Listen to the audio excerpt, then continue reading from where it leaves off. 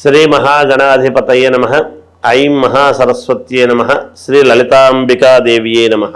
రాశి ఫలాల కార్యక్రమములో భాగంగా ఈ అక్టోబరు మాసం అంతా కూడా 12 రాసుల వాళ్లకు ఎలా ఉంటుంది, ఏమిటి, వాళ్ళ యొక్క యోగాలు ఏమిటి, చిన్న చిన్న ఇబ్బందులుంటే మనం ఇంకా మెరుగైనటువంటివి ఏమి చేసుకోవాలి అనేటువంటివి ఉంటాయి. ఏదైనా చెబుతున్నప్పుడు దానికి ప్రామాణికం అనేటువంటిది ఉండాలి అని ఎక్కువ తాపత్రయంతో మీకు ఖచ్చితముగా మేలు జరిగే విధముగా చెప్పాల్సినటువంటి బాధ్యత శ్రీ పంచముఖ ఆంజనేయ స్వామి ఉపాసకుడిగా నేను, మీరందరూ కూడా ప్రేక్షక మహాశయులు అందరూ కూడా 12 రాసుల వాళ్ళు అందరూ బాగుండాలి. చిన్న చిన్న పరిహారాలు ఎందుకు చెప్తున్నాను అంటే, ఇప్పుడు మన ఉన్న వాళ్లకు ఒక మంత్రము, లేని వాళ్లకు ఒక మంత్రము ఉండదు ఎప్పుడూ కూడా.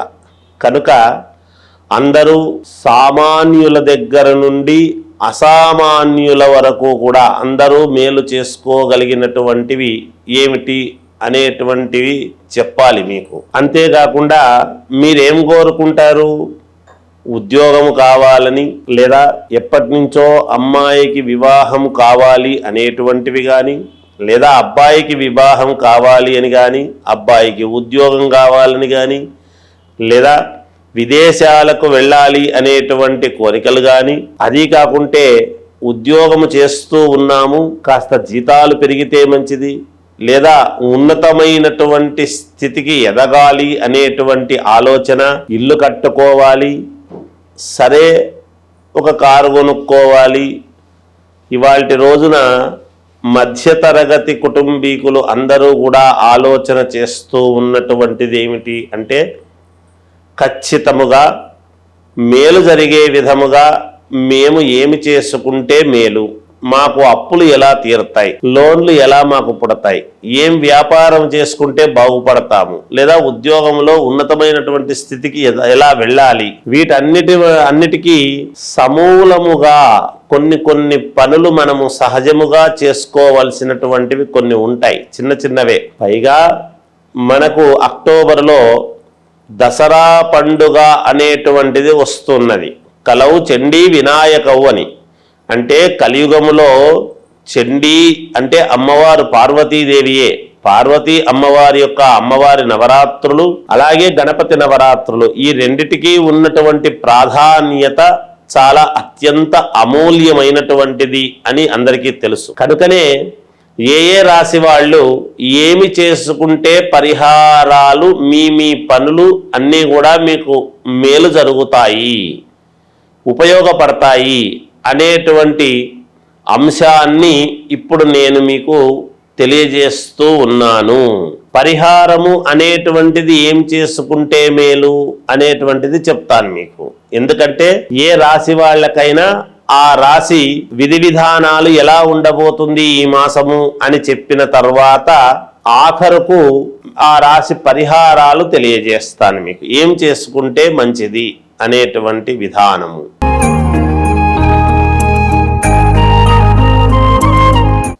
సింహరాశి వారికి ఈ అక్టోబర్ మాసం అంతా కూడా ఎలా ఉంది అంటే, మిశ్రమ ఫలితాలుగా గోచరిస్తూ ఉన్నాయి. అయితే కొన్ని జాగ్రత్తలు గనక మీరు తీసుకున్నారు అంటే ఆ మిశ్రమ ఫలితాలలో కూడా కొంత మీకు అనుకూలవంతముగానే ఉంటాయి గాక. వాహనాల్లో వెళ్ళేటప్పుడు చేసేటప్పుడు ఎవరినైనా తోడు అనేటువంటిది ఉంచుకోండి, మేలు జరుగుతుంది.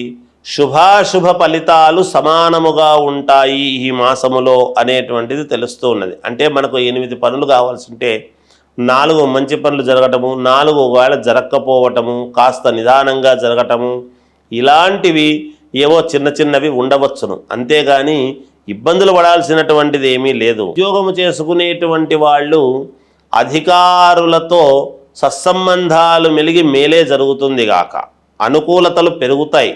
ఇంతవరకు ఒకవేళ మీకు పై ఆఫీసర్లు కనుక అనుకూలం లేకపోతే ఈ మాసంలో అనుకూలం అనేది జరుగుతుంది.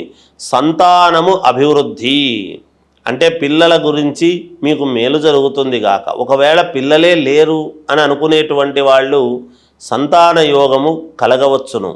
నిలబడవచ్చును గర్భము, లేదా సంతానము అని అంటున్నారు కదా అనేటువంటి మాట ఉండవచ్చును. అయితే ఇక్కడ మనము తీసుకోవాల్సినటువంటి అవసరం ఏమిటి అంటే, ఒకవేళ సంతానము కలిగేటువంటి అవకాశాలు ఉండేటువంటి వాళ్ళకి, ఇంతవరకు లేని వాళ్లకు గర్భము నిలబడటం అని దాని అర్థం.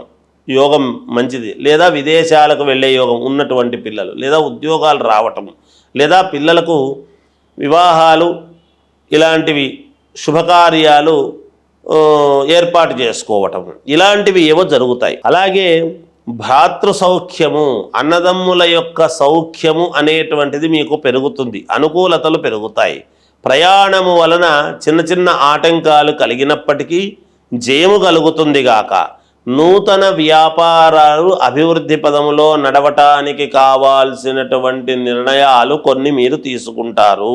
శారీరక బాధలు అనేటువంటివి చిన్నపాటివి, అంటే ఈ సమయానికి భోజనము చెయ్యక, సమయానికి నిద్ర అనేటువంటిది లేక, విపరీతముగా కష్టపడటము, తిరగటము, అనుకూలతలుగా మనం చేసుకోవాలి అనేటువంటి తాపత్రయంతో మీరు తిరుగుతూ ఉండేటువంటి దాని వలన కాస్త నలతగా ఉండటం అనేటువంటిది జరగవచ్చును. అంతేగాని ఎక్కడా ఆందోళన చెందాల్సినంతటి అంశమైతే ఏమీ లేదు.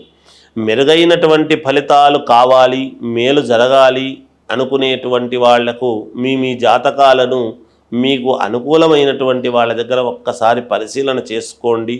ఏమైనా లోపాలుంటే సరిదిద్దుకోండి, మేలు జరుగుతుంది గాక. పరిహారము ఏమి చేసుకుంటే మీకు మేలు జరుగుతుంది అంటే, ఈ దసరా నవరాత్రులు మొత్తము 9 రోజులు కూడా, అంటే పాడ్యమి నుండి నవమి రోజు వరకు, విజయదశమి ఎలాగో పండుగ, అందరూ పండుగ చేసుకుంటాం. కానీ ఈ 9 రోజుల పాటు చేయవలసినటువంటిది ఏమిటి అంటే, ఒక శ్రీచక్రము పటము చిన్నదో పెద్దదో మీకు అనుకూలమైనటువంటిది తెచ్చుకోండి. తెచ్చుకున్న తర్వాత దాన్ని పసుపు నీళ్లతో శుద్ధిగా తుడుచుకోండి. ఆ పటాన్ని తుడుచుకున్న తర్వాత గోమయం అంటే ఆవు పేడ వస్తుంది. ఆ ఆవు పేడను మనము గంధము ఎలా అయితే పెడతామో అలా శ్రీచక్రము మధ్యలో బిందువు అని ఉంటుంది, అక్కడ గోమయంతో పెట్టండి. ఆవు పేడను కొద్దిగా అలా గంధములాగా పెట్టండి. అలా పెట్టిన తర్వాత దాని మీద కాస్త పసుపు వేయండి కొద్దిగా. అయిన తర్వాత మీరు చేయవలసినటువంటిది ఏమిటి అంటే, కుంకుమార్చన.